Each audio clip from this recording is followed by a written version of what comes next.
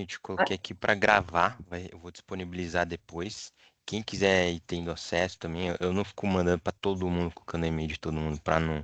Tem gente que às vezes que não quer, mas sinalizem quem quiser que a gente disponibiliza o acesso à pasta com a gravação e tudo mais, até com os materiais que a gente possa compartilhar aqui, tá? Tudo bem, Jamile? Bom, nosso mago da circularidade, vamos começar? Vamos, só uma pergunta, o Fernando entrou? Cara, eu acho que o Fernando. Ele falou que estava Verdade, boa aguardando, pergunta. mas eu tô vendo ele aqui na. Ah, ele colocou aqui.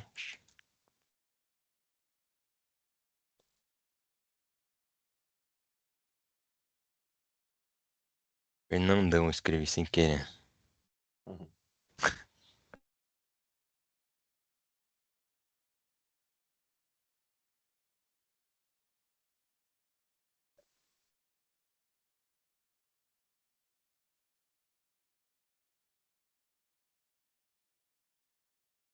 É que tá aparecendo o nome dele aqui, né? No meu, não. Ah, vou puxar No ele, solicitar. participantes ele tá aqui, mas eu É, não não, tô. sim, eu solicitei ele pra entrar aqui puxando ele. Não sei se dá certo, né, por eu não ser da empresa dele. Ah, Aí, deu ó. certo. Fala, Fernando, acho que deu certo agora, hein? Acho que deu certo agora, hein? Opa, aí sim, hein? Olá, pessoal, boa tarde. Tudo bem? Fala, Fernando. Tudo bem? Tudo ótimo. Gente, bom, Gente, estão dando, bom, estão tá dando, dando, Tá tá dando um só, eco dando. aqui. Acho que é do Fernando. é a do Fernando, tá dando um eco aí, eu tô ouvindo minha voz, Vocês mas estão só juntos, pra, é isso? No mesmo lugar? Você não me contou? hã? Vocês estão juntos na mesma sala e você não me Ele tá aqui contou. do meu lado. Gente, essa é a nossa quarta live e aí a gente preparou um formato de assuntos gerais. Então é muito assim, quem tiver algum assunto que a gente queira abordar, a gente vai ter um espaço depois pra gente abordar isso. A gente já falou, pô, vamos deixar 2 horas. Quem conseguir ficar meia hora igual a Juliana, fica meia hora, ficar 10 minutos ou chegar depois, chega depois. A ideia é que a gente seja dinâmico e a gente vai conversando. A gente preparou assim uma pauta de 3 assuntos principais para a gente conversar. Se quiserem introduzir outros temas, é legal que a gente introduza. Acho que o grupo ele nasceu com esse propósito, né? Então assim, para todo mundo que a gente vai conversando um a um, às vezes vai perguntando algumas coisas. O propósito é muito claro, assim, conectar pessoas, gerar oportunidades reais de conexão e agregar valor na vida de cada um. Então, em geral, assim, a maior parte das pessoas que estão lá, eu conheço, admiro, outras foram indicações e eu comecei a admirar e tem sido incrível, assim, a experiência. E eu acho que essa é a magia e a beleza do que está sendo ali aquele ambiente. Então, é muito bacana. E vocês estarem aqui, eu agradeço, inclusive. Então, hoje, dividindo a fala aí um pouquinho com o Marcos Iório, o nosso mago da circularidade aí. Meu irmão, muito prazer a gente ter esse bate-papo aqui, o bate-papo que a gente tem às vezes de horas também no telefone, né? É. Um Então, bate-papo sonhado, né? Já faz um tempo sonhado. que a gente fez, antes, acho que do Circularity Hub. E aí, só dividindo com todos aqui que eu considero que já não é nem uma Kombi, nem um micro-ônibus, a gente já está no meio num grande barco aqui, todos na circularidade, nas suas áreas. A gente conversando com o Edson, né? Com o Pacheco, eu chamo ele de Pacheco. E primeiro desse tom mais informal da gente conversar, e eu gosto muito de conversa de boteco, né? A gente, quais são os assuntos? E vocês viram que a gente tentou elencar uns assuntos e não param de chegar assuntos, né? Antes de ontem chegou o decreto do plástico, isso vai mudar a vida de todos, né? E da vida de quem trabalha nas cooperativas, nas marcas, nas empresas, na reciclagem. É, e os assuntos não param, então a gente falou assim, cara, a gente vai ter que ter um espaço de conversa que vai ser assuntos gerais ali, assuntos, né, aleatórios quase, mas gerais do que está acontecendo na circularidade no Brasil. Então a ideia é essa, de maneira descontraída, introduzir os temas, trazer alguns dados, né, que são pontos ali de partida de alguma troca mais profunda e até a gente trabalhar percepções, né? Porque aqui vocês viram no grupo de WhatsApp, num nível incrível aí de conhecimento, os entendimentos vão para um lado, vão para o outro, né? Eu acho isso delicioso, né? Outro dia assim, mas não está falando que é pós-consumo, né? Pode ser a paras. Aí depois, não, tá claro que PCR, né? pós-consumo né? Então, esses entendimentos vão e vêm, e é legal estar num grupo desses que a gente possa, que para mim hoje é o grupo mais ativo de discussão de economia circular entre todos os grupos de WhatsApp que eu tô. O pessoal é treteiro, gosta de falar, gosta de colocar opinião, e isso acho que isso engrandece aí o rápido entendimento de tudo que a gente está discutindo no Brasil. Então, sem mais delongas, né? Obrigado a todos que estão ainda chegando aqui, sejam bem-vindos. Bom, Pacheco, então, cara, o que nós reservamos aqui de assunto para começar a nossa discussão de hoje? Onde que E começa o primeiro o drink aqui? cardápio aqui, a entrada, a gente preparou um menu para você, gente, um menu com 3 itens aí que a gente pensou. O Iori, a gente conversa assim, eu lembro a vez que a gente se viu a primeira vez, né, na unidade de UTP. A gente teve uma conversa e foi uma das conversas tipo essa, assim, a gente ficou o dia inteiro lá conversando sobre economia circular, sobre a nossa vida, história, e foi sensacional, a gente gerou uma conexão desde então incrível. E sempre uma coisa que a gente sempre discutiu é, pô, e as taxas de reciclagem no Brasil, né? A gente fala desses 4, agora é 8%, aí tem a turma do 2%. Afinal de contas, o que é?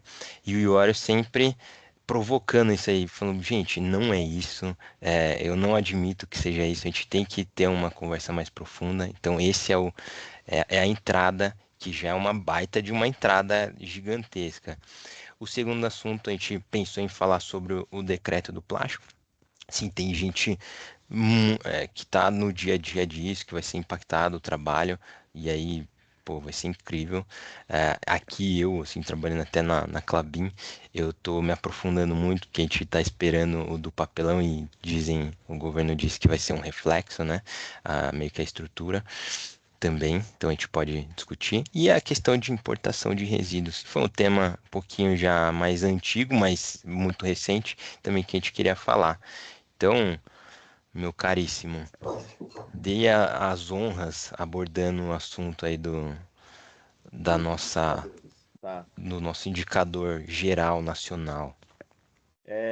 Acho que faz uns 2 ou 3 anos, eu estava numa reunião da Abiplast, estava a Rosana Jatobá, eu estava no painel, e tinham acabado de sair os dados de reciclagem do plástico, é, que a taxa no Brasil era de 25,6%, acho que foi no ano retrasado isso, que saiu. E, e aí, ao final da conversa, ou seja, esse era o grande indicador a ser colocado ali, a discutido, mas a gente voltava naqueles 4%, né? E esse em todas as conversas que eu vou, acabei de sair de 2 reuniões onde esse número foi colocado, né? E como eu, como guardião aqui da gente que trabalha no ramo das embalagens, dos materiais, das embalagens, né? Me preocupa muito quando esse número é utilizado. Deixa eu ver se eu só compartilho aqui. Eu gosto de colocar esse tipo de manchete, né? Que aparece, né? O Brasil recicla apenas 4% dos 80 milhões de toneladas de lixo.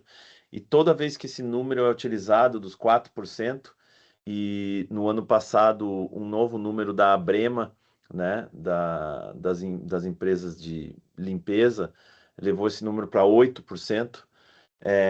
Toda vez que esse número é utilizado, parece que a reação do público, principalmente de quem não participa do dia a dia, mas mais preocupante de quem atua nas marcas e nas embalagens, é que todo mundo olha com cara feia assim para o lado e fala assim: ai, que feio, hein, Brasil?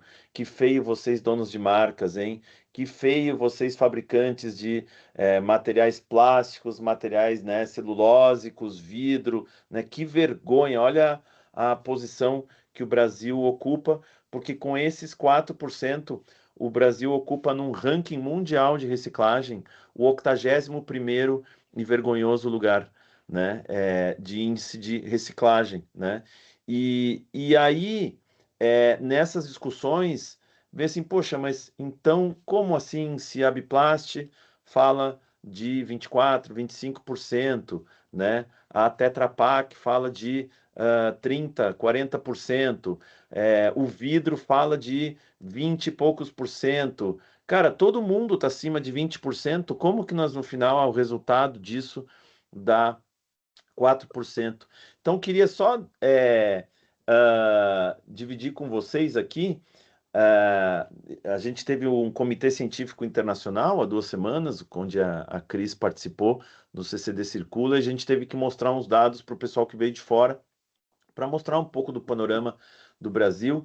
E uma das histórias era mostrar aonde estão localizadas as fábricas de reciclagem no Brasil. Então, aqui, aonde estão as fábricas de reciclagem de papel, as papeleiras, e um pouco, né, para a gente olhar esses números, como é que o Brasil está em relação a outros países, tá? E eu fiz de propósito colocar aqui países, né, desenvolvidos e países em desenvolvimento. Então, por exemplo, as taxas de papelão ondulado dos Estados Unidos na faixa de 75%, da Alemanha e Japão na faixa de 87, 85%, e aqui com uma ressalva, né? Alemanha e Japão, que dentro das suas prerrogativas você não pode simplesmente enterrar lixo orgânico, você tem que ter tratamentos anteriores a isso, ou seja, que praticamente é só o rejeito do rejeito que vai para aterramento, então isso força uma condição de ter altas taxas de reciclagem, né? Então vocês vão ver em todos os materiais, Alemanha e Japão, com políticas públicas, né, robustas, né, funcionando ali e com altos resultados nesses números. Bom, Brasil, né, país em desenvolvimento, 1 milhão de catadores, os primeiros 10 quilômetros totalmente caóticos, a gente tentando colocar cooperativas, mas mesmo assim a gente tem uma taxa de recuperação de papelão ondulado bastante alta, né? Próxima aqui, ou quase empatando com a Alemanha, superior à dos Estados Unidos e muito superior a outros países em desenvolvimento, como a Índia, a Rússia, a Argentina, e eu peguei o Congo aqui para forçar aqui uma situação de algum país africano, com muito menos infraestrutura, com piores políticas públicas do que a maioria desses outros países, o que seria um extremo de baixo índice de circularidade, tá? Há uma discussão aqui com o Pacheco, nas nossas noites adentro, de como é que esse número é medido, como é que esse número é reportado e se aqui dentro tem aparas industriais, né? Então, isso é uma necessidade da gente melhorar e até onde eu entendo, e depois a gente pode entrar nesse tema aqui com mais especialistas aqui do grupo, que há um esforço até da BNT, a gente colocar uma metodologia de medição de como é que a gente vai reportar esses números, já que a gente está agora com o Plano Nacional de Economia Circular em voga. Mas olha aqui, então isso é papelão, e como é que nós estamos em relação, por exemplo, aos Estados Unidos, Alemanha e Japão. Essa aqui são onde tem as fábricas, as vidrarias, né? De novo, em lugares muito concentrados, é um alto forno, então a gente precisa transformar vidro para esses lugares para poder derreter o vidro, né? Então não são em tantos lugares assim. E essas são as taxas de recuperação de vidro no Brasil. A gente é comparável aos Estados Unidos por esses dados, né? Muito inferior à Alemanha e Japão, por razões clássicas aqui do peso, né? Você tem que transformar em caco, enfim, uma série de razões, o valor, o custo da logística. Um pouco melhor que a Argentina, mas ainda assim melhor que Índia, Rússia e, obviamente, melhor que Congo. Então, nós não somos o patinho feio nesse sentido. Quando a gente fala de empresas de alumínio, de lata de alumínio, também concentrado na região sudeste, né? Mas com altíssimas taxas. a diferença que, se a gente se comparar com Alemanha e Japão e Argentina, aqui é uma política pública robusta também para você fazer essa logística reversa acontecer, e aqui a gente tem provavelmente talvez algo em torno de 90% disso na mão de catadores autônomos, né? Então, que ela acontece, beleza, mas como que ela acontece? Ela acontece de maneira indigna, de maneira explorativa, né? Com trabalho análogo à escravidão e muitas questões desse tipo, mas em termos de efetividade, a gente tem números bastante altos, muito parecidos ao resultado da Argentina, que opera muito parecido com o Brasil.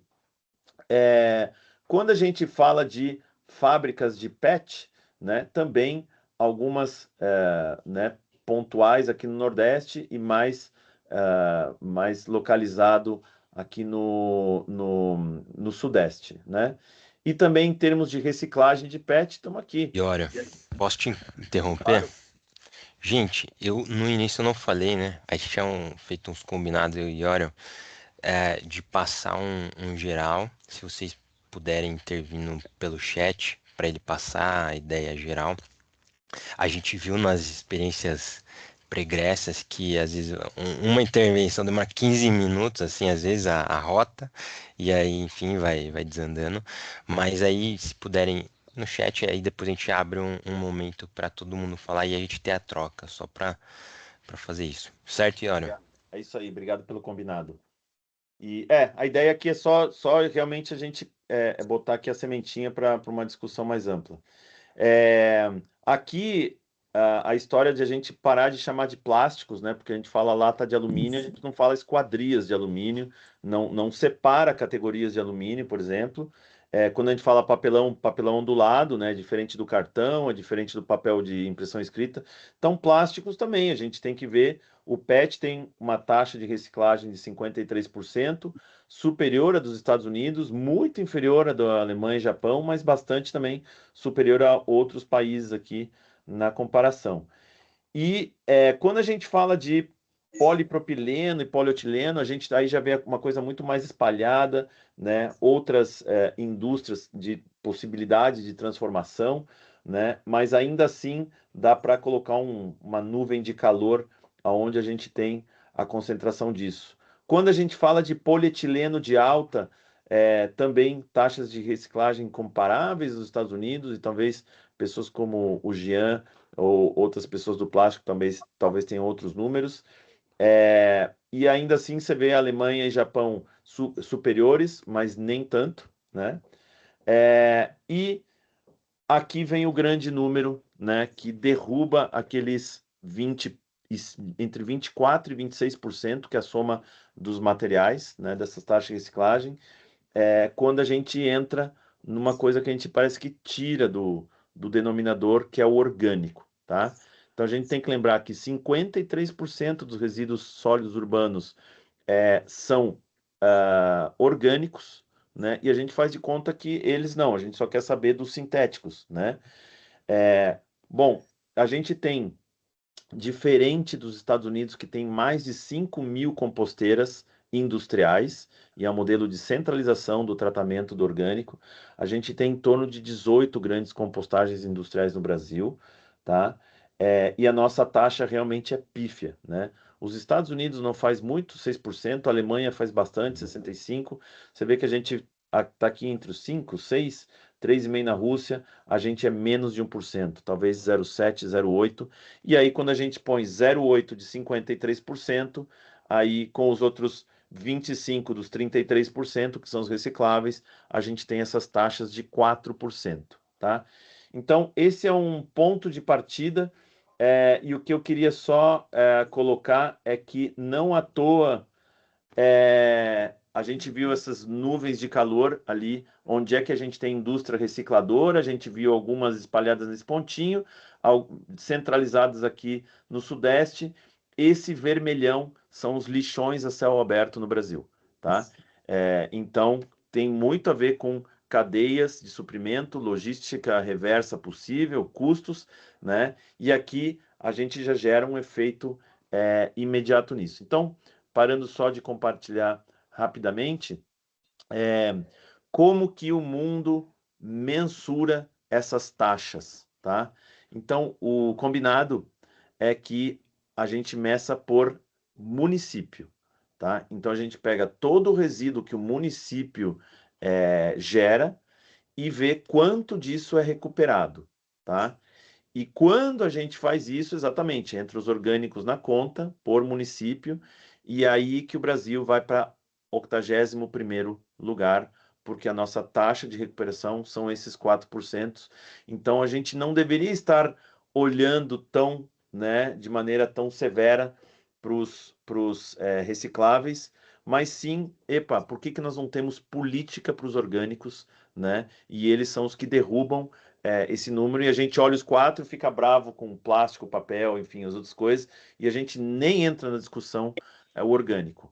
Mas a Europa e os Estados Unidos também, quando você vai falar de materiais, aí a conta é feita de outra maneira. Quanto material foi colocado no mercado e quanto voltou. E aí a gente chega nessas taxas de 24, 25, porque a gente vê individualmente, a gente não precisa comparar entre todos. Então, Pacheco, para a gente começar sobre indicadores, né? Primeiro tem uma questão de entendimento, né? Como é que a gente divide isso com o público? Como é que a gente, em que contexto a gente joga esses 4% nas conversas, né? Que efeito a gente gera de revolta nas pessoas? E parece que isso é um campo amplo para um populismo, né? De falar assim, 4%, que vergonha Brasil, né? Alto chicote, né? Síndrome de vira-lata, e a gente olha para a indústria da embalagem como uma grande culpada, né? Ou as marcas grandes culpadas da gente ter esses 4%. Quer dizer que os 25% está bom? Não, obviamente não está. Está muito longe de uma Alemanha, de um Japão, mas não são 4%. E esse é o primeiro número de partida. Cara, isso te sacia, Edson Pacheco? Saciou minha fome essa entradinha aí, ó, Iora. Eu não sei o pessoal, mas assim, isso aí eu acho que faz total sentido, assim, na hora que ele falou até das consequências, né? Pô, tem gente que ganha, né, muito com o terrorismo, assim, às vezes com assim, a catástrofe generalizada. Obviamente que tem vários interesses nesse sentido. E aí eu acho que isso que ele, assim, que você fala, Iora, é muito nítido, né? Poxa, o canhão fica mirado para a indústria, às vezes de embalagem, que às vezes tem iniciativas, está querendo resolver, mas pô, já não é ela a contribuinte, né? Nesse sentido do problema como um todo, né? Então acho que isso aí é um ponto de partida. Gente, fiquem à vontade para fazer algum comentário. A Sônia fez um comentário, não sei se quer falar, Sônia, mas ela escreveu aqui no chat. Falou, ó, nesse percentual entram volumes direcionados à incineração e ao turismo internacional. Não entendi isso, a parte do turismo. Essa parte do turismo foi uma ironia britânica que eu herdei do meu pai. É a questão do resíduo, né, que é Exportação? exportado. É, porque às vezes a gente sabe, né, que isso está incluído na estatística dos países, eles ficam jogando confete em si mesmo com esse efeito incluído. Então, só para entender se tá ou não tá. Você diz se lá fora eles incluem isso ou não, né? Isso, Boa Acho que pergunta. essa é a parte não transparente para mim, sabe, Tony? A gente, assim, para ter uma ideia, né? Acho que tem até um meia-culpa no Green Deal da Europa. Uma das 8 regulações ali é sobre carbon border, né? Ou seja, a exportação de carbono, ou seja, a Dinamarca é carbono neutro, claro, porque todo o carbono está lá na China, né? E Mandou aí pra a China, Turquia, a China. China, a China é a culpada do carbono, mas ela está fabricando coisas para a Dinamarca. A Dinamarca está, ela é carbono neutro. Eu acho que essa analogia do resíduo é meio parecida. Claro que resíduo, uma coisa é gás e outra resíduo sólido. Não sei te dizer se está incluso nessas altíssimas taxas, por exemplo, a Alemanha, que está com 87%, se parte disso é exportado para a Turquia, né? Ou para a Ásia.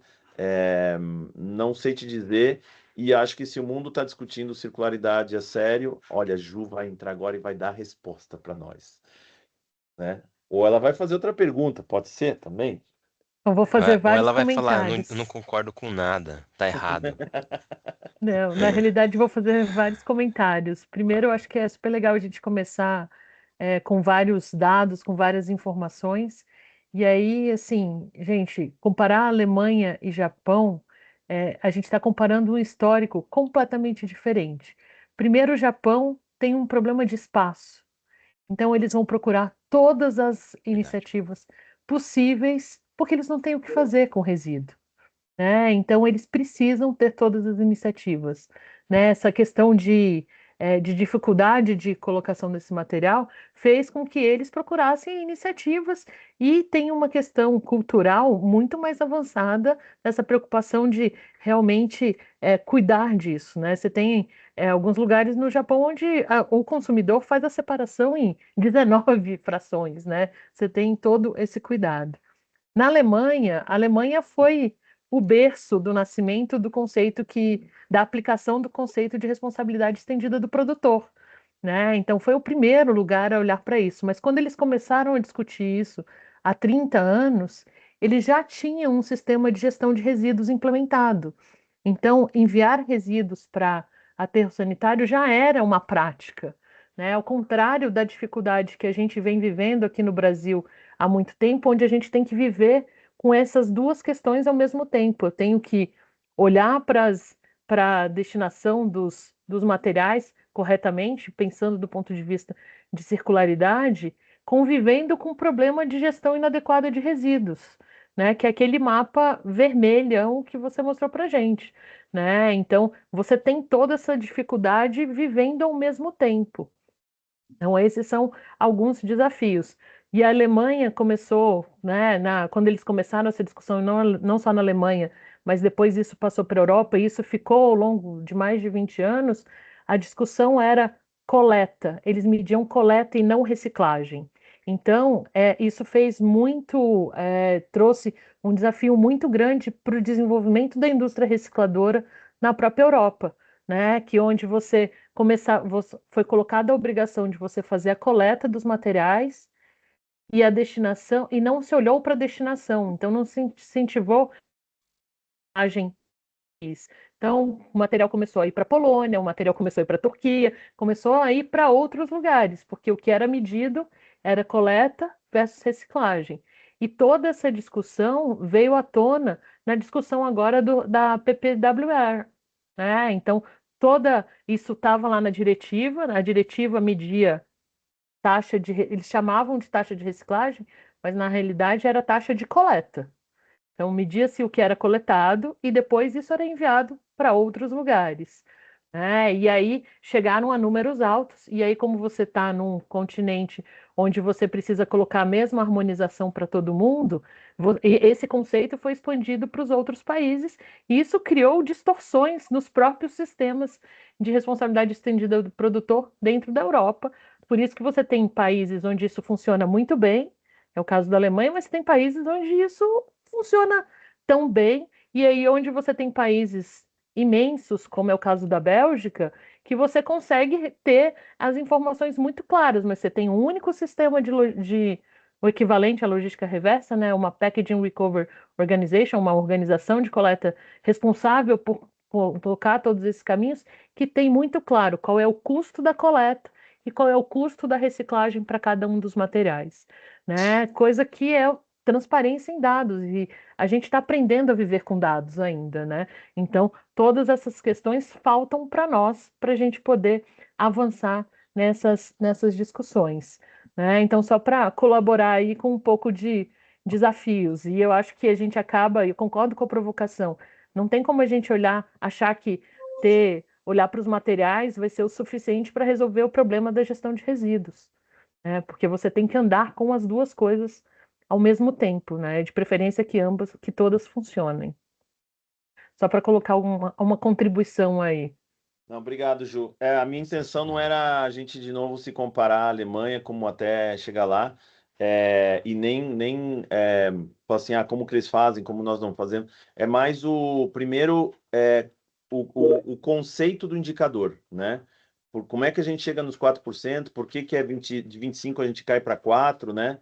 E essa história de como é que isso se transforma numa narrativa usada, né? O Pacheco falou aqui do ecoterrorismo, né? Então, como ela é usada de maneira a conduzir decisões para outros lados, porque a gente não consensuou como é que nós vamos medir isso, né? Quando estamos falando de 4, do que estamos falando? Quando estamos falando de 24, o que nós estamos falando, né?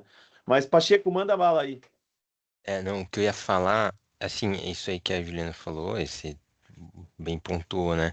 Às vezes no debate público a gente vê algumas coisas, assim, é uma visão que eu vejo que precisaria ser mais lapidada, né? Poxa, a gente fica falando de indicadores, dados europeus, né, como sendo o benchmark nosso.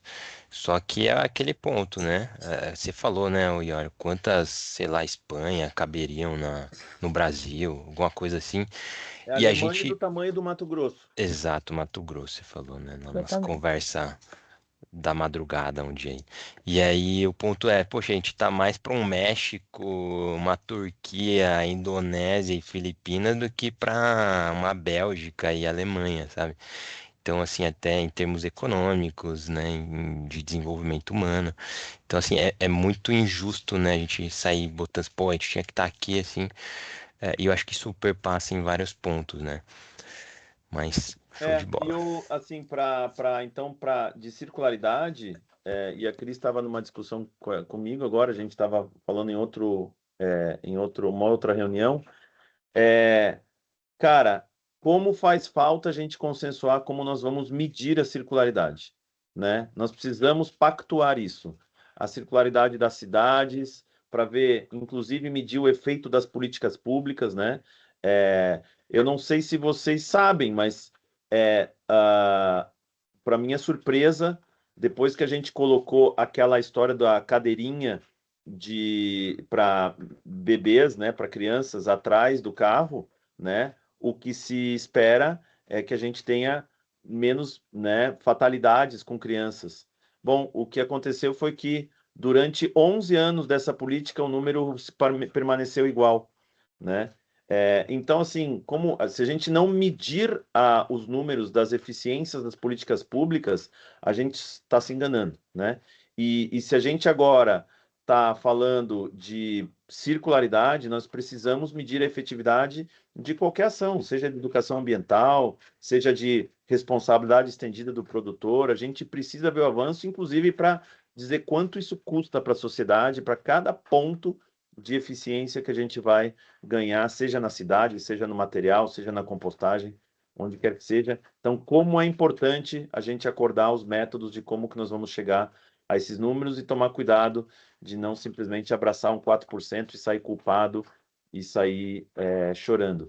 Um número que foi interessante, não sei se todos sabem, mas há uns anos atrás, em Telêmaco Borba, na terra da Klabin, a gente realizou o raio-x do lixo, né? 60 caminhões de lixo foram desviados, aberto o saco de lixo, fez a amostragem e depois separado material por material até o ponto de dizer quanto de plástico, que plástico, qual embalagem, qual marca, qual SKU, né?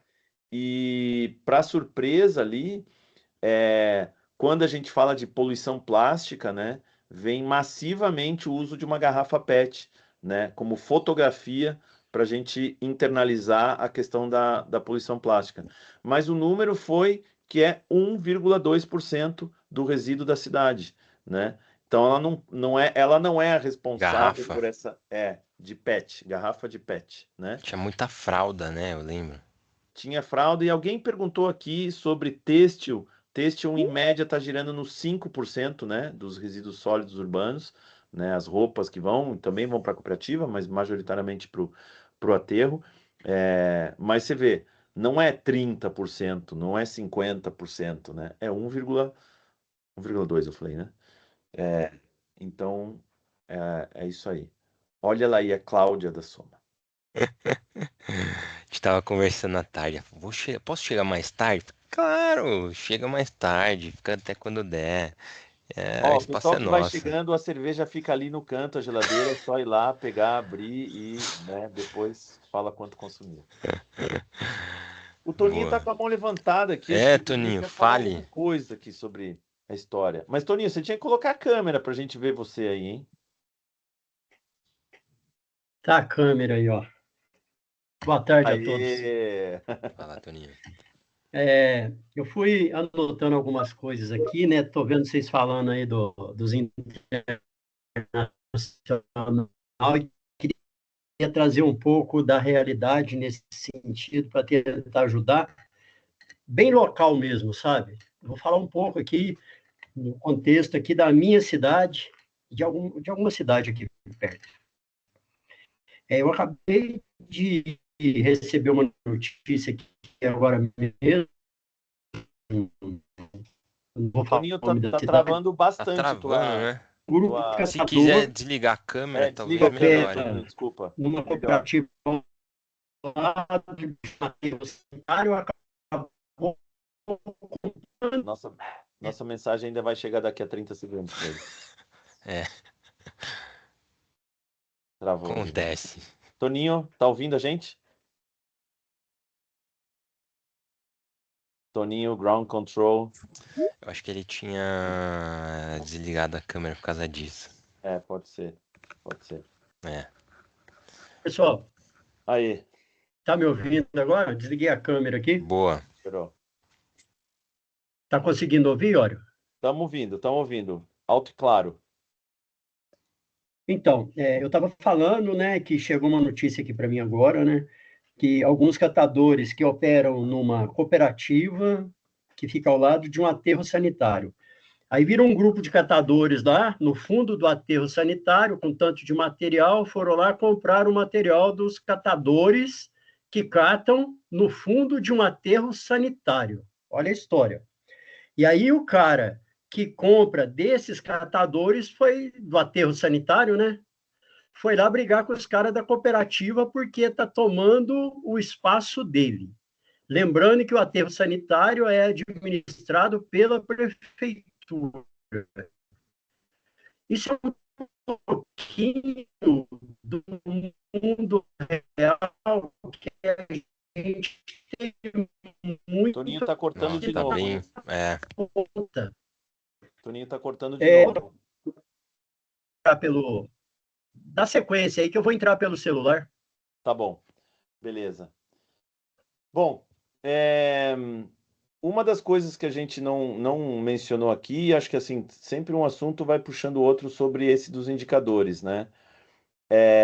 Obviamente que parte-se do princípio que o primeiro número é quanto que vocês colocaram no mercado. E quem que tem esse número? A indústria, né, as marcas. Mas a pergunta é, quantas caixas a gente recebeu da China no AliExpress? Quantos vinhos alguém trouxe da Argentina e o vidro sobrou aqui, né? E por aí vai.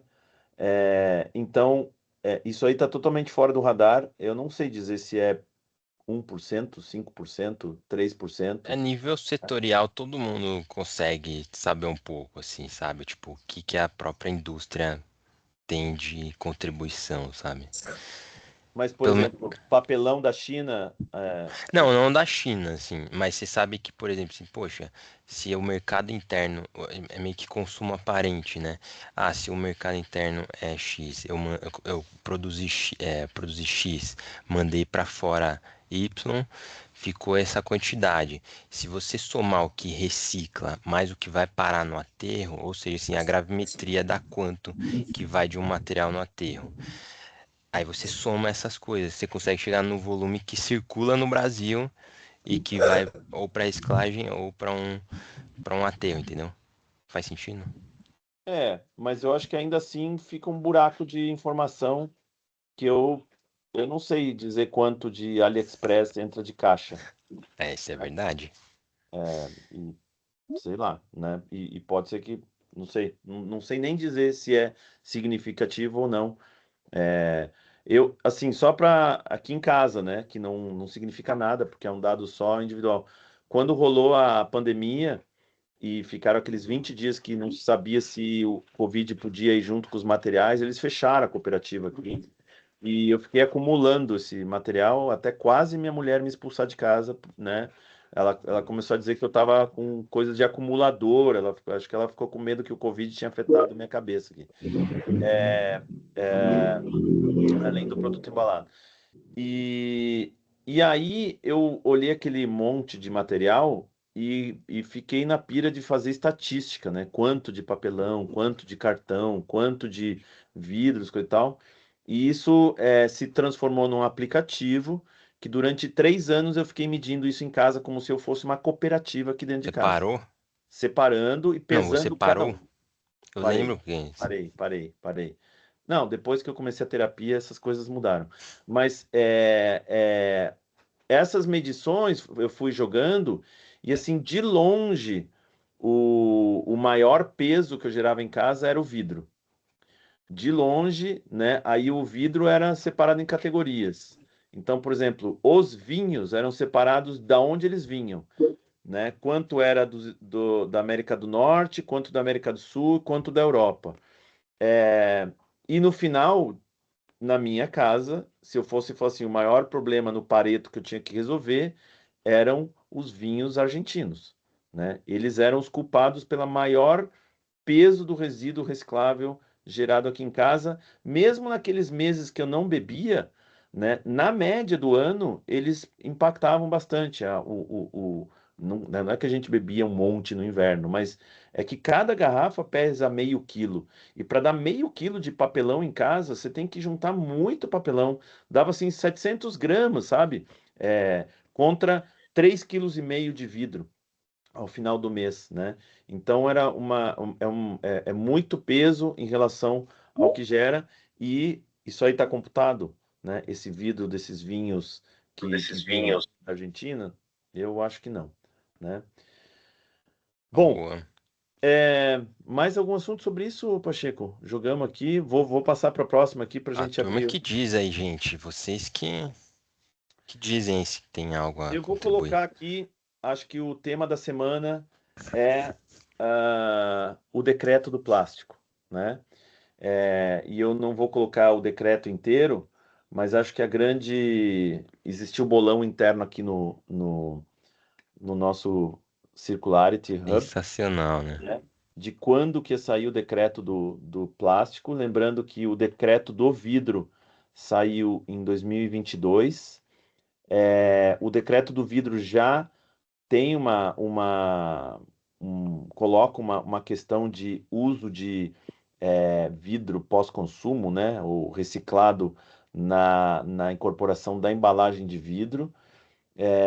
Eu participei de uma conversa, talvez há um mês atrás, porque nós já temos 3 anos do decreto do vidro, de uma marca grande de bebidas, mostrando como cada vidreira informa para cada SKU quanto de vidro reciclado está indo naquela embalagem Ué, e por, criando por SKU? por marca ali, né? Não vou falar marca porque senão eu vou dizer qual a marca, mas Ah, tá. mas eles tinham um dado muito preciso ali, sabe? Um mega Excel, né? Um Power BI para poder estar em compliance com o governo, poder falar sobre esse assunto, né? Então, que já a marca e a indústria fabricante da embalagem já tem uma via de fluxo de informação bastante robusta, né? E para gerar esse dado e poder estar em compliance com o que o governo pede dessas taxas. E a gente tinha do vidro até agora, a do papel está chegando, eu entendo, né? Mas tínhamos as dos plásticos chegando, e vinha, não vinha, ela estava para ser ano passado promulgada, e aí finalmente a gente entra com o decreto dizendo, em regras muito gerais, que a partir do ano que vem, 22% do material plástico utilizado nas embalagens pelas marcas precisa ser de origem reciclada. Uma das discussões dentro do grupo é: reciclada pode ser a para industrial? Está bem claro isso? Não está bem claro?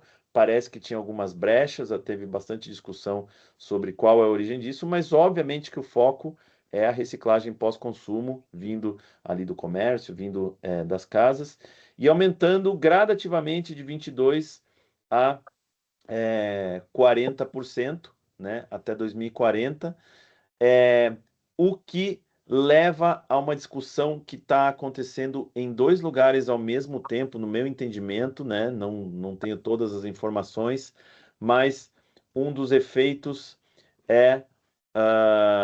vai ter material para todo mundo, né?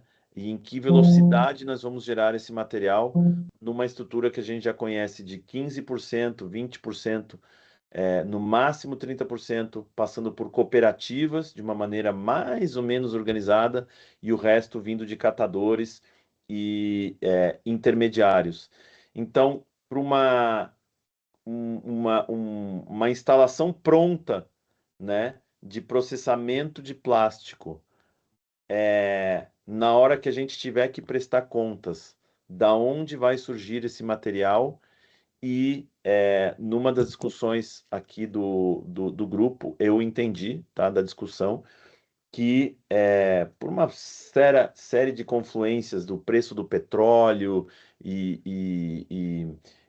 enfim, questões econômicas e custos na Europa, e fechamento de algumas fabricantes de plástico reciclado, inclusive, hoje a Europa está recebendo uma invasão de PET reciclado da Índia, né? E quando você começa a trazer material de outros lugares, você começa a ter uma competição local, e pode ser que você não seja tão competitivo. Isso pode levar ao fechamento de fábrica. Se você fecha a fábrica, a tua demanda por reciclagem local diminui.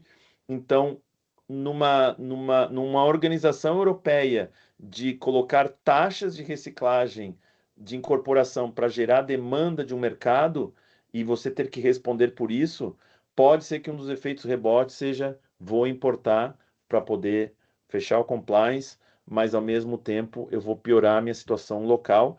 E será que no Brasil nós podemos ter esse tipo de efeito rebote, né? Agora que nós temos uma legislação obrigando, para responder, a gente tem que importar materiais de outros lugares, como aconteceu no começo do ano, e só não foi para frente, ou foi em termos para frente, porque entendo que ficaram algumas brechas, e o Pacheco pode explicar melhor.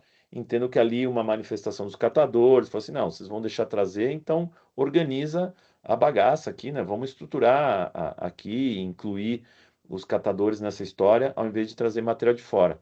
Mas a questão disso é o timing com que essa estruturação acontece, enquanto você tem que prestar contas. O que você acha disso, Pacheco? O que no teu Bom, imaginário está vou rolando? dar o meus 5 centavos brincadeira, de contribuição na questão do plástico, mas assim, até falando sobre o decreto, assim, eu acho que, meu, super pertinente o que você colocou aí, olha, desse cenário, e como que uma alavanca puxada daqui vai destravando outras, né, pro bem e pro mal, assim.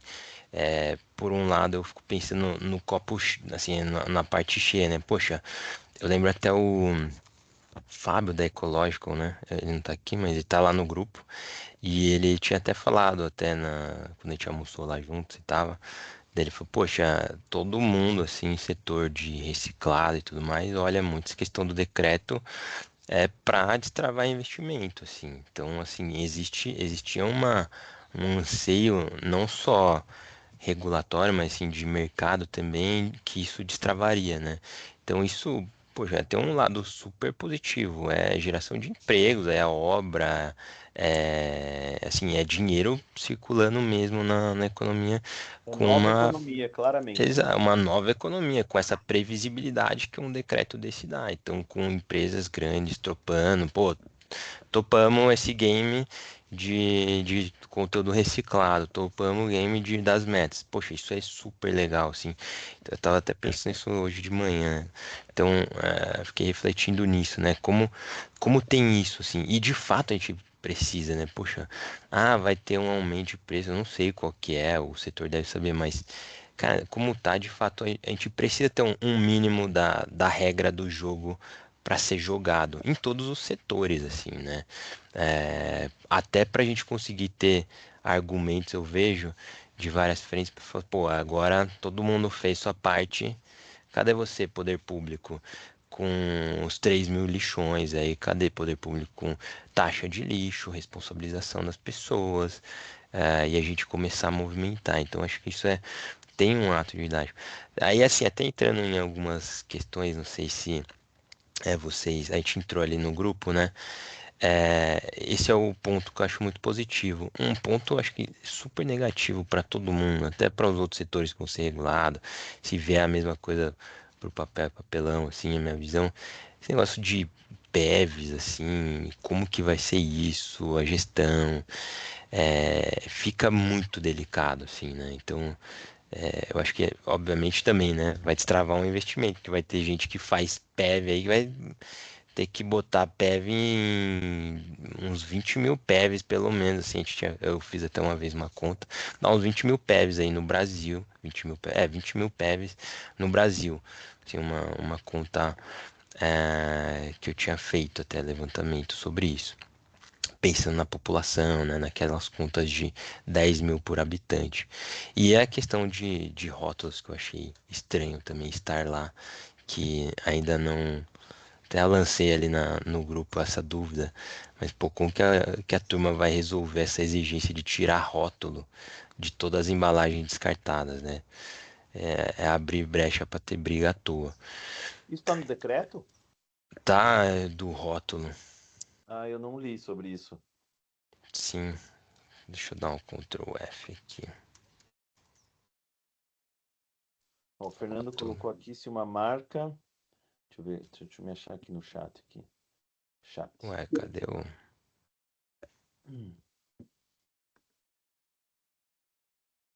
Ele Se uma falou? marca trouxer o produto pronto e colocar no mercado, esta embalagem precisa ter conteúdo reciclado, mesmo sendo reciclado do país de origem? Seria uma possibilidade, então, as grandes marcas produzirem fora do país e já trazer o produto pronto? Poxa, essa é uma boa pergunta, Fernando, porque há uns 4 anos atrás, antes da PPWR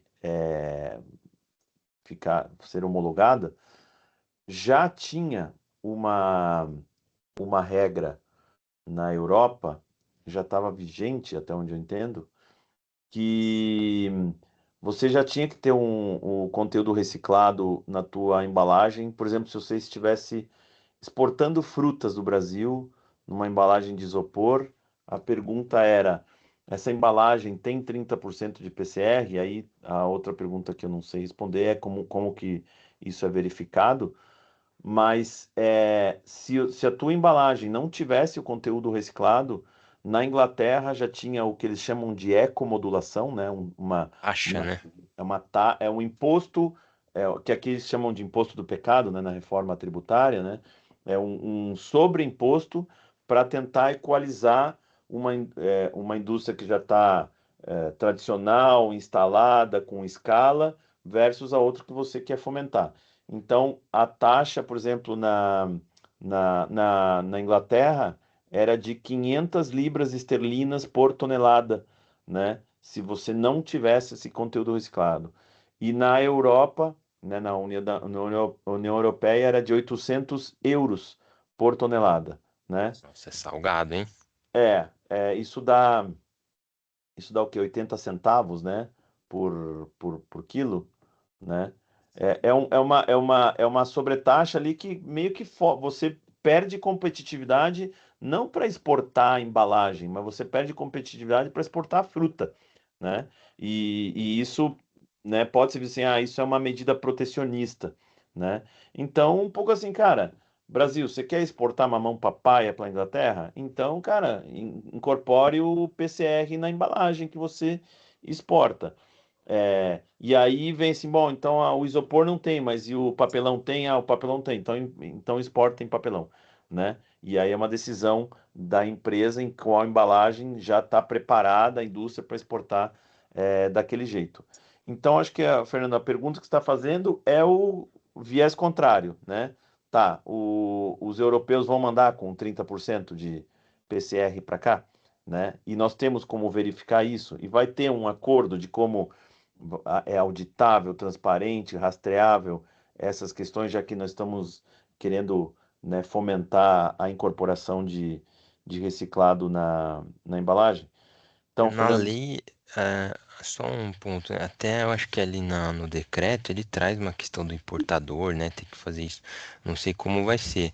Na PPWR, até agora à tarde, estava numa agenda com o cliente, que aí a gente também tem que responder coisas da PPWR, e aí tá começando a vir essas demandas de, pô, vocês cumprem esse ponto, e aí você vai ter que ter uma declaração, por exemplo, sei lá, do PFAS lá. Eu nunca sei como fala isso aí, se é PFAS, faz. é isso aí. Faz. E outros itens assim proibitivos, uma declaração atestada por um laboratório, não, minha embalagem não tem isso. E aí você submete lá no sistema europeu e então fica bem assim, poxa, se você colocar uma coisa lá, é um documento que você está se expondo, né? Mas enfim, Fernando, pode Estou aqui. comentar aí. Bom, aí O Fernando? Não, era o Toninho que abriu. Posso só complementar? Porque talvez no escrito não fica tão Manda. claro, né? Manda. Não, na verdade, minha preocupação é outra, né? Minha preocupação é as empresas entenderem, né, grandes empresas, né, entenderem que é mais fácil eu montar um hub da onde eu consigo o produto reciclado, vamos dizer assim, vou lá na China, numa cidade onde já tem a reciclabilidade, tudo tal, e já vou incorporar o meu produto e vou trazer tudo pronto. A fralda, eu vou trazer a fralda com a embalagem já feita, tudo, vai sair muito mais barato. E aqui vem para o Brasil, e aí aquela mancha vermelha que a gente viu lá, né, no gráfico bonito que vocês montaram ali do mapa, né, a gente vai virar só um país onde consome, né, o produto já pronto, né, e não vai aumentar a taxa de reciclagem nossa, porque ele está cumprindo a reciclagem lá no outro país. Ele está colocando 22% lá no outro país. Então, para que produzir embalagem aqui no Brasil?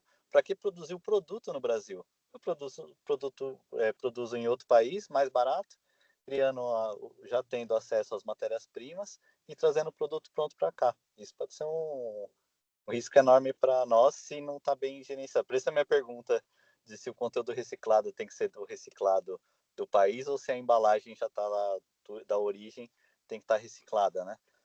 Da origem que ele coloca do importador também, né? Cara, Então, vamos fazer análise para o vidro, né?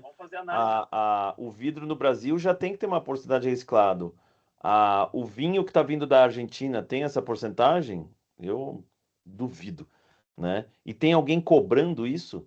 Tem alguém mapeando isso? Tem que falar assim, não, peraí, esse vinho para entrar aqui tem que ter 22%, 24% de reciclado aí. Me comprove, você é Argentina. Até onde entendo, não tem. Ou seja, aí no final também a gente está para a indústria nacional tem a dificuldade, não sei na Argentina como é que é, China, né, nos outros lugares. Acho que se você pedir para o local e não exigir isso do produto importado, agora você está falando uma outra coisa. E se lá eles estiverem, não sei se é isso, né, mas se lá eles estiverem tão avançados que lá eles cumprem, nós aqui não, e aí fica melhor trazer o produto, né? Eu ainda acho que assim, aí tipo tudo tem que valer a pena, né? O sistema produto, embalagem, fiquei pensando em importar a fralda, com certeza já vem fralda importada da China, né? Não por causa da quantidade de reciclado, mas porque o custo é menor, né? Enfim, produtividade, né?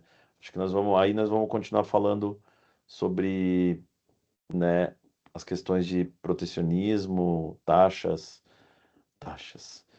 né? Enfim, vamos entrar em outro assunto que acho que não é o fórum. Não é o foco, né? Sim. É. Mas como é assunto geral, gente, se quiserem entrar também, né, Yara?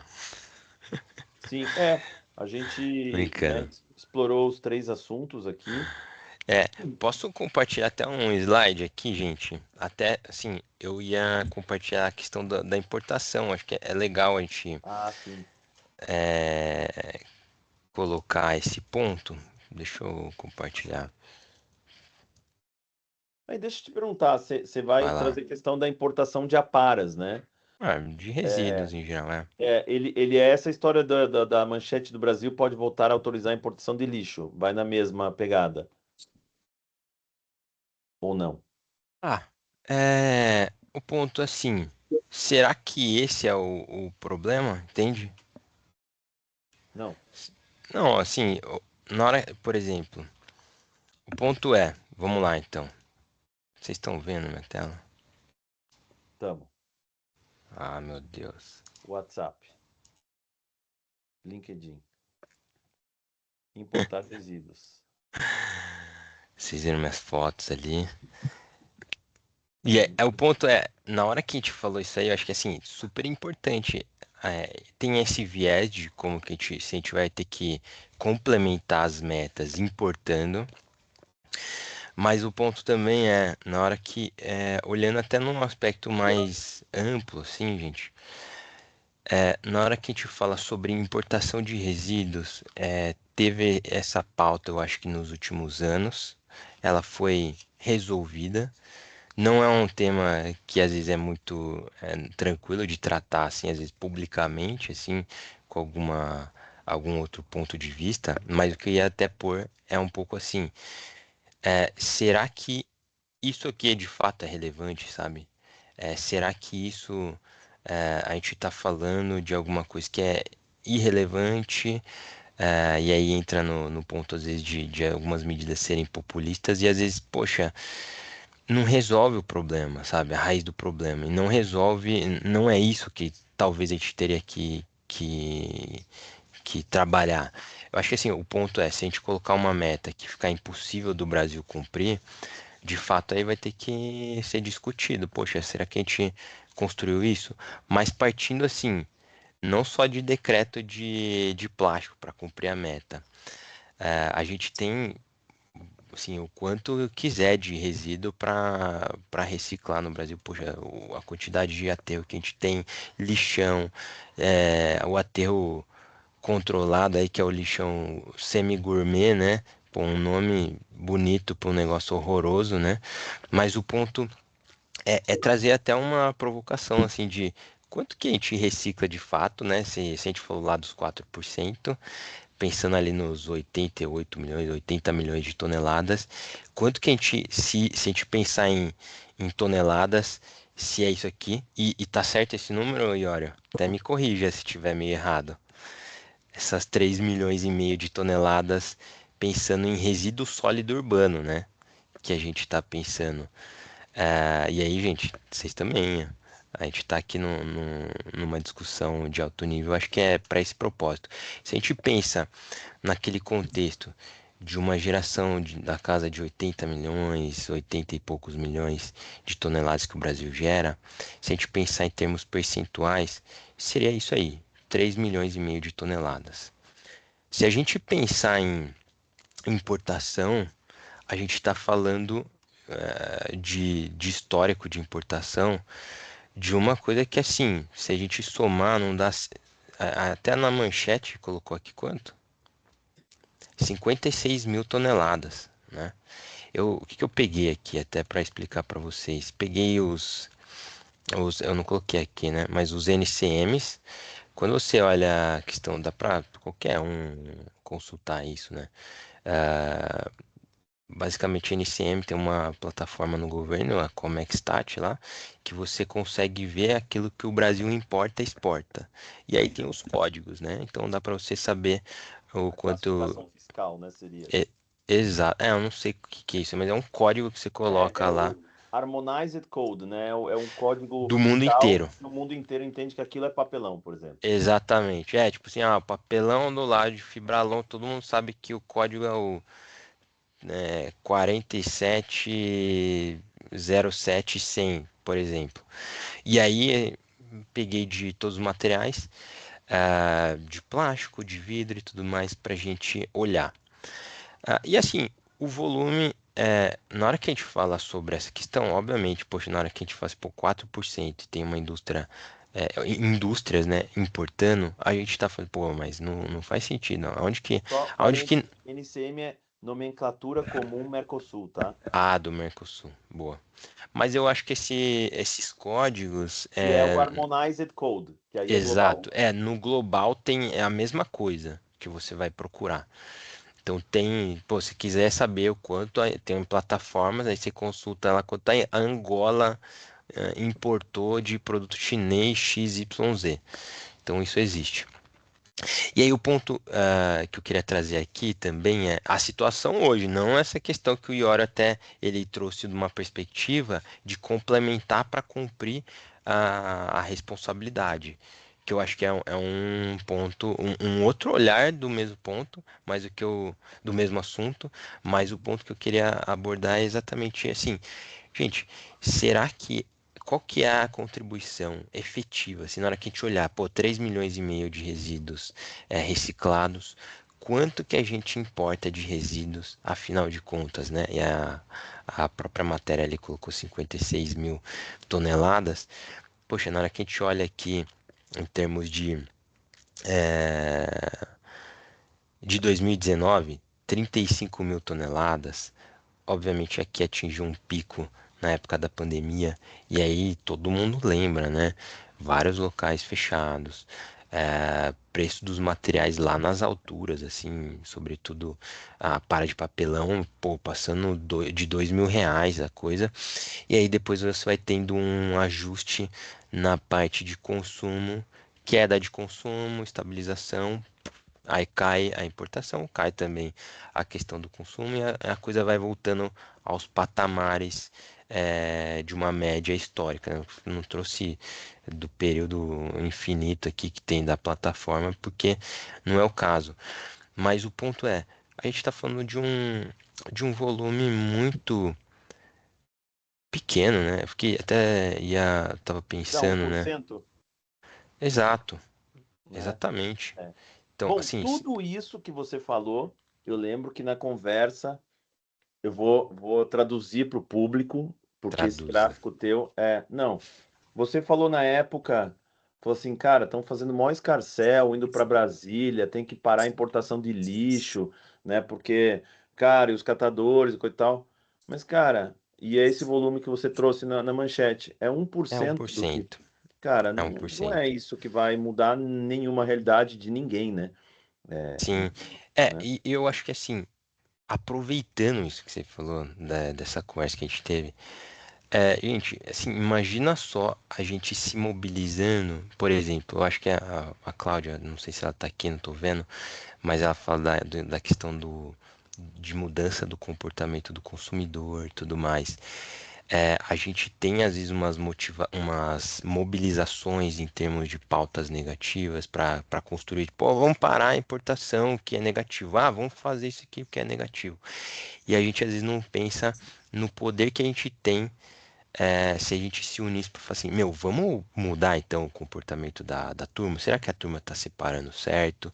Será que a gente está olhando o copo cheio para ele encher mais, sabe? Nesse sentido, não no sentido de pô, a gente tem que parar aqui as coisas. E a gente é muito bom, assim, eu acho que como sociedade, nessas pautas. E o ponto da crítica é um pouco disso, assim, é trazer essa reflexão. Será que a gente tá mirando o Focando, né? canhão para Aham. formiga ou para o elefante aqui que está no meio da sala e que causa para todo mundo, sabe? Na hora que a gente fala sobre maior inclusão, maior renda para toda a cadeia, não só para catador, mas para todo mundo vai ganhar dinheiro, assim. Mais saúde para as pessoas. A gente está falando de saúde pública na hora que a gente fala dos lixões ali que você falou. E aí, obviamente, né? Na hora que você destrincha isso aqui, ali é o total, aqui é o específico. Obviamente, teve materiais que sempre sobressaem. E aí tem detalhes, enfim, de cadeias muito específicas, assim, que justificam o porquê disso, mas é muito pouco, né? É muito Vocês pouco. concordam que é muito É muito pouco? pouco. Não, legal você trazer esse gráfico aqui, porque E, é uma discussão quantitativa agora e não qualitativa, né? quantitativa e não exatamente. E aí a gente teve, no fim das contas, qual que foi a decisão, né, do governo e tudo mais. Eu acho que teve uma belíssima estruturação, articulação de quem participou para a pauta de fato ser construída, que foi, no fim das contas, algumas exceções de metais ali, né? Muito específico, eu acho que é coisa que nem passa em resíduo sólido urbano. Eu deveria ter trazido aqui esse resumo, né? Mas uma parte de vidro incolor que vai valer, uma querelinha que pode ser importada ainda nesse ano, e com uma regulamentação a questão do papelão, e plástico totalmente proibido, né? Então, assim, completamente proibido, né? Qualquer Então, tipo isso de é. plástico. Oi? Qualquer tipo de plástico. Qualquer tipo de plástico, exatamente. Tinha tido até inicialmente uma exceção para o PET, mas aí depois teve uma mobilização, foi proibido, né? Completamente. E a gente está nesse cenário. Mas o ponto é assim, é, aonde que vai agregar, sabe, de fato, e essa parte da mobilização, na hora que a gente olha os problemas reais que a gente precisa resolver, a gente está falando de um hub de circularidade que, assim, a gente fala circularidade utópica, né? Mas o pé no chão é a gente começar com o básico, né? O arroz ainda, né? Que é, pô, uma boa gestão de resíduos, parar com isso. Não dá pra gente sair do 3.000 lixões Ô, e Pacheco, mas eu miséria para trago circularidade. uma questão aí. Manda. Você está falando do... Tchau, Cris. Você está Tchau, falando Cris. da importação do resíduo. Mas e, cara, e a importação do pellet de PET-R, por exemplo? Nossa. Cara, aí você colocou. É uma boa, então. Essa aí eu de fato, eu não tenho esse número. Porque na hora que assim, não, o resíduo Faz não pode. sentido o Então, plástico. tem que trazer o produto final, cara, né? Para só transformar aqui. Porque o que a gente está falando é que quando entra um enforcement do governo, você quer criar um mercado, mas você não tem condições de abastecer esse mercado e você quer exigir que o mercado exista igual. Cara, aí é o timing de você estruturar a coleta, a reciclagem, separação, tararã, educação ambiental, 70% dos brasileiros não separam. E, cara, e essa resposta da indústria, né, cara? Eu sou um industrial, tá tendo demanda, a Coca-Cola tá me pedindo, qualquer um tá me pedindo, e eu não tenho material, ou ele vai para as. Imagina, sei lá, o PET hoje tá a 3,50, R$ 4 o quilo, né? Ali nas cooperativas. Imagina que ele vai para 8, cara. De repente alguém fala assim, cara, por que eu vai para 8? Porque não tem suficiente, todo mundo quer. Cara, tá valendo a pena trazer PET reciclado de fora, né? O pellet. E eu só transformo aqui. Isso pode chegar a acontecer, né? Nessa. Você vai passar mais gráfico? Eu queria Interessante. dos Não, 3 milhões.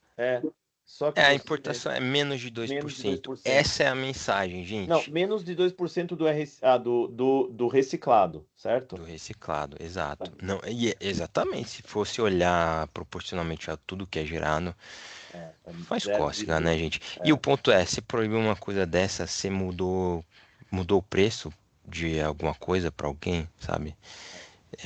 Pensando nisso, se a gente pensar em 50, tá bom, aqui o volume aqui, né? 35 mil toneladas, quantas cooperativas são no ano, né? Que geram isso? Cada cooperativa é uma média, umas 40, 50 toneladas por mês. É isso. Se a gente pensar nisso, quantas cooperativas isso seria mais a nível Brasil, sabe? Então tem um pouco disso. E aí, gente, faz Queria sentido? só, não, você fez uma pergunta para mim. Eu queria trazer esses números aqui, que quem quiser dar uma olhada, acho que eles é um resumo interessante do Big Picture do Brasil. Essa foto é do panorama da Brema de 2024, é uma fuga de Legal, hein? 2023. Então, os grandes números, né? A gente gerou quase 81 milhões de toneladas de resíduos sólidos urbanos em 2023. É, a gente dispôs, né, de maneira adequada, né, que é o aterro sanitário, 40 milhões e meio, que é quase 60%, um pouco menos, e de maneira inadequada, os 3.000 lixões, mais 598 aterros controlados, dá 41,5%. Então, quase metade do que a gente gera no Brasil, né, termina num lugar que não deveria terminar. Tem esse número que a gente não coleta 5,4 milhões de toneladas, que é quase 7%, e desses quase 7% a gente queima 4,6 milhões de toneladas a céu aberto, né? Ou seja, que é a maneira mais horrorosa de se livrar Mas do. como que eles medem isso, né? Ah, Também. cara, não me pergunte, eu só tô falando do relatório, né, cara? Porra, aí você tá pedindo demais. Eu tô colocando aqui, se for mentira, beleza, não vamos falar com os caras, não reclame aqui, vamos falar que é mentira. Mas tá aqui cara, um alerta, né? 5 milhões de toneladas queimadas a céu aberto. E vou te falar, cara, no norte é isso mesmo, tá? É queimado a céu aberto, cara. Não é fácil, não é difícil encontrar isso. A outro número do total, você falou 3,5 milhões de toneladas. Aqui fala assim, ó, total enviado para reciclagem 6,7 milhões de Ah, é porque é toneladas. os 8% lá dele, não é? Exato, tá? E desses 6,7, 48% é coletado, e daí na discussão da Ju Seidel, coletado e que vai para centrais de triagem, para as cooperativas. E 4,5 milhões vai via waste pickers, via catadores. Catadores. Né? E aí ele vai por outro canal, que é o intermediário, que vai para Paris, tem coisa e tal, aquela outro canal que não passa pela cooperativa. Só que coletado 4,2 milhões, que é esse aqui, ó, quer ver, ó? Centrais de triagem, 4,2 milhões. Então tem coleta de serviços públicos, 4,2 milhões. Mas saem daqui que vai para reciclagem 2,2 milhões, porque 1,3 milhões é rejeito, né? E vai para um tanto para disposição final adequada e cadê? Tinha mais um aqui que vai aqui, ó, 674 mil toneladas saem das cooperativas e vai para inadequada. Então imagina o seguinte: a gente pagou o imposto, teve a coleta, viajou pela cidade, foi para a central de triagem, teve um trabalho que não gerou renda pro profissional ali, que está Trabalhou de dentro da central de graça. triagem, e aí ele foi para o rejeito e ainda por cima a gente jogou no lugar errado, cara, né? Então, a gente tem aí a porcentagem, né? Então, entrou 4 milhões, mas saiu efetivamente para a indústria 2 milhões, né? E dos catadores informais de rua, entrou 4,5 milhões, mas ele pegou só aquilo que ele queria mesmo, e isso foi 4,5 milhões para a indústria. Então, no final, apesar de entrar 4,2 milhões coletados via coleta seletiva e 4,5 milhões, que parece que é 50-50, no final é 70% do material que chega aqui vem dos catadores e só 30% é o que vem das cooperativas, né? Então, entre aqueles 80%, então, no máximo 30% é a cooperação desse sistema que a gente quer colocar, que é a coleta seletiva e central de triagem organizada, enfim, né, com documentação e tudo, porque aqui a gente tem uma grande perda e tem a ver com mandar material errado, não ter comprador, não ter indústria naquele local onde você está, né? Uma das coisas mais absurdas que eu vivi, porque eu vou com a antena ligada de embalagem, no ano passado eu estava na Amazônia, né? E foram 6 horas para chegar no lugar de Manaus, onde eu fui, né? Foram uma Kombi de 3 horas e mais 2 barcos para chegar no lugar. E cheguei no lugar, num lugar paradisíaco, maravilhoso, né? Tinha uma casinha flutuante ali para poder comer. Era um bandejão, né? Então a gente ficava o dia inteiro fazendo os passeios de barco e final do dia, bandejão ali nesse restaurante flutuante. E no primeiro dia eu estava exausto e falei assim: tem cerveja? E o cara tem. Eu falei: que cerveja que você tem? Ah, eu tenho essa e essa, né? Fala Só pra que nós as marcas. a marca que eu gostava, né? Ela estava numa embalagem, a marca que eu não queria beber estava em outra. A marca que eu gostava estava numa garrafa de vidro. né, numa long neck descartável. A outra que eu não queria beber estava em lata. E daí eu falei assim, cara, por que garrafa de vidro aqui no meio do nada, né? O que vai acontecer com essa garrafa de vidro? Daí eu perguntei, né, pro pessoal, falei assim, o que vai acontecer com essa garrafa? Não, nós vamos separar aqui e o barco passa para pegar, né? E eu com a minha cabeça de São Paulo, né? Tipo, passa às sextas-feiras ou às quartas-feiras o barco. E aí ela falou assim, não, é uma vez por mês que passa o barco para levar o lixo, todos os lixos, né? Não só os recicláveis. E o barco, eu acho que era isso aí, eram 5 horas de viagem até Manaus, ia chegar em Manaus e para onde ele ia? Pro aterro, né? Cara, então não devia, na meu pensamento assim, cara, não deveria ser permitido essa garrafa estar na minha mão nesse lugar, cara, no meio da Amazônia, né? O cara dessa disputa de marketing ali, né? A garrafa de vidro versus a lata não faz sentido nesse lugar, né? Para um prazer efêmero de 5 minutos, né? Então, imagina as coisas que a gente não vê, né, nessas jornadas de volta da embalagem. E ali o vidro não tinha nem a reciclagem, era muito complicado, era barco e não fazia nenhum sentido. Cara, esgotei meus assuntos por hoje, né? A Cláudia tá aqui fazendo assim, a Olga também. Vocês querem colocar algum ponto do que a gente Cláudia, não. A Cláudia tá aí com você? Cláudia tá aqui fazendo assim com a mãozinha. Ah, a Comigo não, Cláudia. Eu achei que era a outra Cláudia. a Cláudia não está aqui comigo, ela está aqui conosco, né, Cláudia? Mas é isso. A Maureen abriu aqui o microfone, não sei se a Maureen quer se manifestar Falem, e parar gente. de compartilhar. Só gente de homem aqui. É, Meninas, falem. Vou falar, então, pra vocês acharem que a gente não abre a boca, né, meninas? para ter contribuição feminina aqui. De novo, né? Eu trabalho com a temática há bastante tempo, e obviamente, quando eu olho esses desafios todos, e eu vi a discussão no grupo, né? A coleta seletiva, a EUPEV, é isso, é aquilo. Quando você mostra esses números, e se a gente isola a cidade de São Paulo sobre melhorias ou não melhorias, né? De coleta seletiva versus PEV e tal, definitivamente, né? Para mim, é um exemplo crítico de que a gente não tem a cultura quiçá de circularidade, óbvio, essa é inexistente, mas a gente não tem a cultura de enxergar que lixo tem valor. São Paulo tem coleta seletiva quase universalizada, tem 4 centrais de triagem mecanizadas, tem mais de 30 cooperativas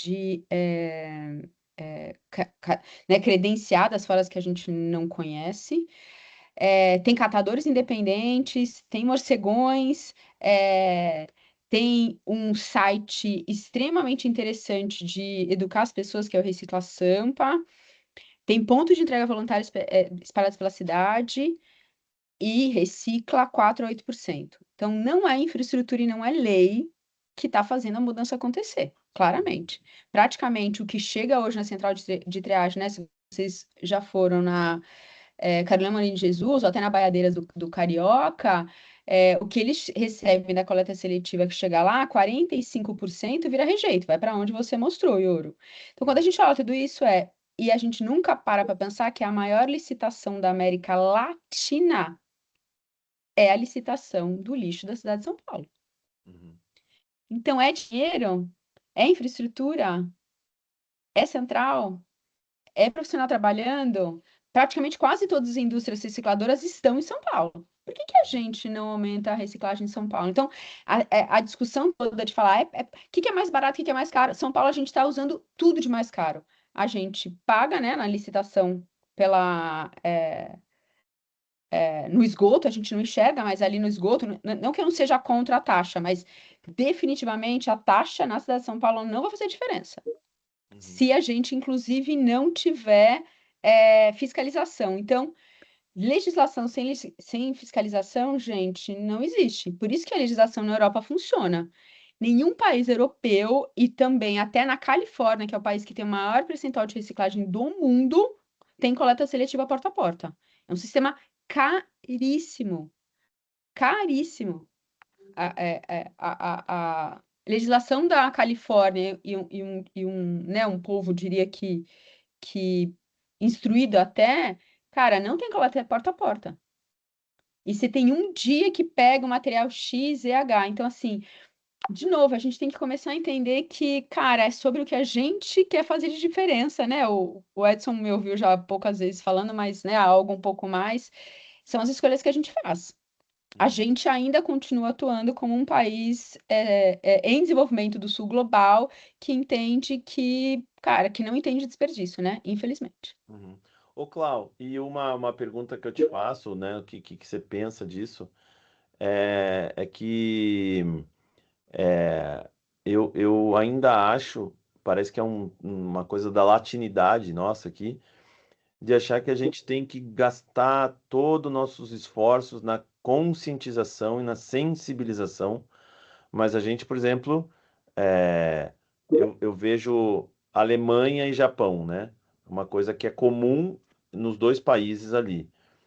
O Vinícius Seraceni fala disso na visita que ele fez para o Japão. Você tem o dia lá que você tem que entregar o plástico, né? Numa sacolinha amarela ali. Acho que é amarela. Primeiro, tá, tem legislação, não pode PET colorido, não existe PET colorido na gôndola. Segundo, todo rótulo vem com um zíper desenhado para o cara tirar e separar o rótulo, não pode colocar o rótulo junto com o plástico. Beleza, você não tirou o rótulo, daí ele foi lá para a facility, ele sabe que aquele é teu, tem rastreabilidade, que aquele lixo é teu. Chegou lá, você não separou, ele abriu e olharam isso, eles fecham a tua sacola, devolvem a tua sacola, advertência na primeira, multa de Caraca. 10 mil reais na segunda, multa de 10 mil reais na terceira e aviso, nunca mais nós vamos pegar o teu resíduo. E a partir de agora você contrata uma empresa o resto da sua vida, né? E além dessa punição severa, porra, é uma vergonha, né? Você na comunidade, o caminhão pular a tua casa, né? Na Alemanha é exatamente a mesma coisa, 8, 9 mil reais e um X, né, na tua lata de lixo ali. Tipo, aqui não é para pegar, né? E isso, a vergonha Ali. coletiva diz que é o maior punição é você, cara, você é o seu único da comunidade ali da tua rua que não fez a sua parte, né? Aqui a gente não tem nada disso, né? Tipo, é impopular a multa, né? É impopular a taxa, né? A gente continua não ensinando nas escolas, a gente está falando em outras coisas, mas no final me parece que essa componente do, peraí, responsabilidade compartilhada, qual que é o dever do cidadão aqui e qual que é a punição por Ninguém cobra, né? não tem, né? Eu acho que essa parte é uma coisa assim, São Paulo, maior licitação e tal, mas não tem punição nenhuma, né? Total. A A gente não tem fiscalização da lei dos grandes ambição, né? geradores, né? Inclusive, né? A gente não tem ambição como sociedade, né? Onde a gente quer chegar, assim, Eu se a gente concordo, pensar nisso.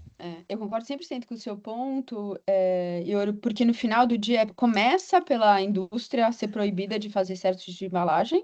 Então, esse é um lugar muito certo. E olha que o Japão é o rei de desenhar, o design de embalagem é uma das coisas mais lindas que existe Uhum, na face da Terra. Mas uhum, eles têm essa história muito clara. O fato é que é isso, assim, a gente faz as coisas, gente, como seres humanos, pelo amor ou pela dor.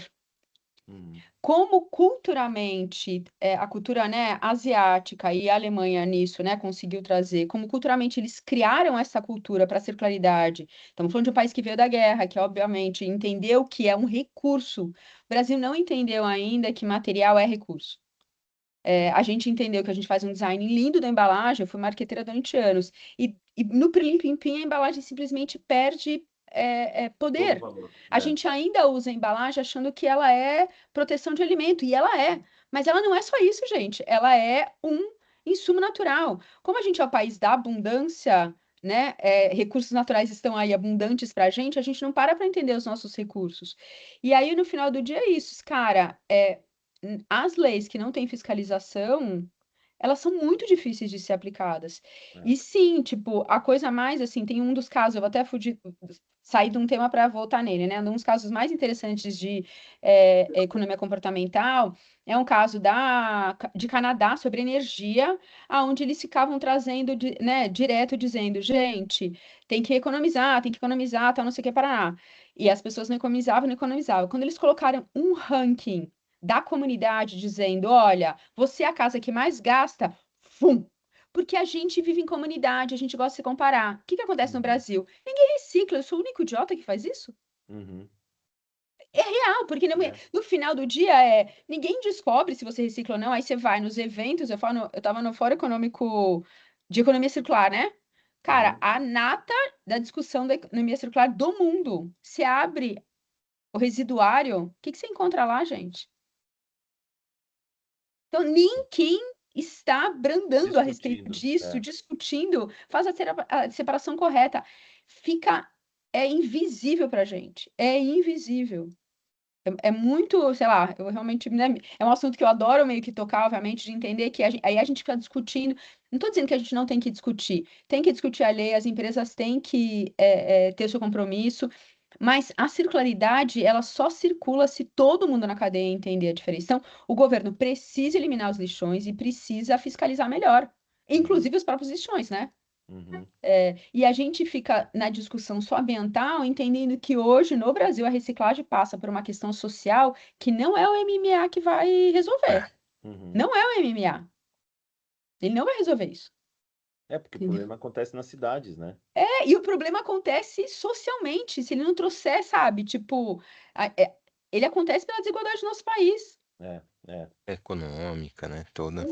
Então, sei lá, dá pano para manga aí, mas, de novo, não tem uma bala de prata, óbvio, mas essas coisas precisam estar muito articuladas. E aí eu temo achar que no Brasil a gente está olhando para só 2 pontos, que é, né, legislação e infraestrutura. Cara, legislação e infraestrutura sozinhas, elas nunca pararam em pé.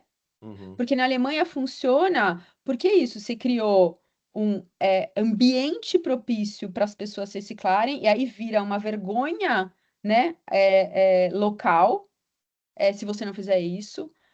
A mesma coisa no Japão e vários outros países da Europa, tal. E entenderam qual é o valor do que tem em cada embalagem.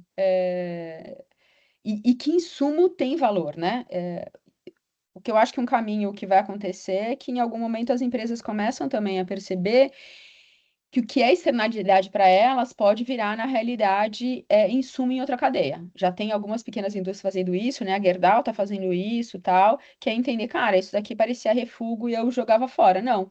Se eu me associar, esse é outro lugar, né? A gente é muito pouco cooperativo no Brasil. Uhum. A gente entra por embate, fala, eu vou fazer o meu, vou fazer o meu, vou fazer o meu, entendendo que, cara, a briga tá na gôndola, gente. Na circularidade, a gente tem que se juntar. Trabalhar junto, né? Em rede. Mas não fiquem Sensacional. tristes, não fiquem. Não, de jeito nenhum. A gente continua nessa bolha que continua acreditando. Sempre. E eu prefiro estar dos lados do que não se entregam jamais, inimigos do fim. Claudinha, obrigado por teu último depoimento aqui. Pacheco, acho que é isso, né? Muito Chegamos bom. ao Chegamos. assuntos aleatórios aqui, assuntos gerais, né? Cobrimos os assuntos, as tretas da semana e das últimas 2 semanas. Talvez a gente tenha menos Faltam tretas. tretas, né? Faltam tretas ainda. Não, mas esse grupo adora tretas, cara. Quando não tem, eu coloco, nem que seja tipo 6 da manhã, assim, na segunda-feira, né? Pra começar bem a semana. Não, uma outra. É Cláudia. A outra Cláudia. Tem 3 Cláudias no grupo, eu acho, né? Tem a outra lá. Cláudia, Balam. Eu não sei. Cara, é um sonho que ela participe da live, porque ela é sensacional. Manda mensagem 3h30 da manhã, cara. Tá lá Ela estudando. exato, não, sensacional. Ela é incrível, assim. Sou fã dela. Muito bom. Mas, gente, foi bem bacana, né? Obrigado, heroínas, por aguentar até o final. Exato. Né? A gente vai fazer o encontro presencial do Hub? Precisamos, né? Com Uma boa. e tretas Presenciais. Ninguém propõe amigo secreto, tá? Não. Cheio de embalagem. Exato. Né? Boa. Mas pô, vamos marcar. Eu, assim. Coloca essa treta lá no. Eu vou colocar semana do Gente, dia 17 de novembro. Não, pós-COP, né, gente? Quando que é a COP? Você vai pra COP, né, Cláudio? Eu vou. Pra gente celebrar ou se enfiar mais ainda no buraco, talvez. Não, buraco não. Vocês acham? Quais são as expectativas para buraco COP? não, porque buraco é linear, entendeu? A gente tem que ir circular. Boa. A COP é de 10 a 20. De novembro. Ah, tá, é verdade. Então Também, tem que ser Maurício. depois. Primeira semana de dezembro. Já É, bota já, porque, primeira É. semana de dezembro todo mundo tá falando em outros grupos agora. Eu tô inclusive em 3 aqui discutindo. Depois da COP a gente se reúne. Meu Agora Deus. é antes e depois da COP. Concorrido, hein? É igual o Né? Belém do Pará antes e depois da chuva, né? Então é antes e depois da COP agora. É isso aí. Mas a gente vai fazer o encontro. Se tiver só eu lá, a gente faz também esse encontro. Vocês vão para a COP? Todos vão aqui? Vai? Não. Ó, que legal, Clau. Eu vou e consegui um sofá, que era o que era o divisor de Construir uma águas. barraca na É. rua pra ficar. O divisor de águas é se eu conseguiria um sofá ou não, consegui, então esse foi o divisor de águas. E depois de conseguir o sofá, eu me cadastrei lá na chamada pública, né? E eu consegui uma credencial para entrar na Blue Zone. Que Ah, que bom, legal. que legal, Uau. que Você vai, legal. Iório? Hã? Oi? Você vai? O Iório vai? Não, a gente tava. Antes dos últimos acontecimentos eu ia. Mas Ah, você ia? eu ia.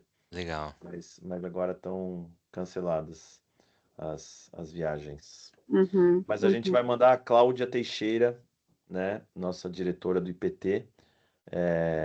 O IPT vai representando o CCD Cidades Carbono Neutro. Legal. legal. E ela também vai pro. Ah, então me manda para eu ir lá prestigiar, ver. Eu não fiz agenda ainda, né? Eu tô indo realmente de. E até Trapac vai ter também. A Valéria Michel também, Vai lá, né? ela Acho vai que estar ela lá. é a Brenda, né? É isso. Muito Então show. me manda aí, Moro, que é onde vocês vão estar, que aí eu tento lá ver. Tento Beleza. matar a agenda. Vamos Fotinha dividir aqui dos guerreiros e guerreiras que Ah, ficaram até o sim. fim. Sorriso. Quando Tem que tirar puder. um antes e depois. Né? Tirou? Ninguém tirou. Tirei. Eu tirei. Todo mundo esperando que outra aperte aí. Não dá. Ai, Beleza. ai. Cláudio, Show, Jamile, gente. Olga, obrigado. Obrigada a Pacheco, você. parceiro.